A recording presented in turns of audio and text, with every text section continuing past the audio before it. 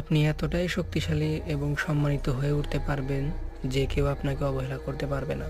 শুধু এই 5টি নিয়ম মেনে চলুন, আর বিশেষ করে 5 নাম্বারটা ভুলে বেরিয়ে যাবেন না। নাম্বার 1, ধীরে এবং স্পষ্টভাবে কথা বলুন। যখন কারো সাথে কথা বলবেন, অযথা তাড়াহুড়ো করবেন না। ধীর, স্থির এবং স্পষ্ট ভাষায় কথা বলুন। এতে মানুষ আপনার আত্মবিশ্বাসের প্রশংসা করবে। নাম্বার 2, ভালো ভঙ্গিতে হাঁটুন। সবসময় কাঁধ সোজা রেখে হাঁটুন। এটি দেখাবে যে আপনি কারো কাছেই দুর্বল নন।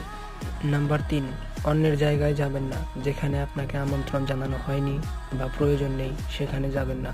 এটা আপনাকে আরও মর্যাদাশীল দেখাবে। নাম্বার 4, উত্তর দিতে সময় নিন।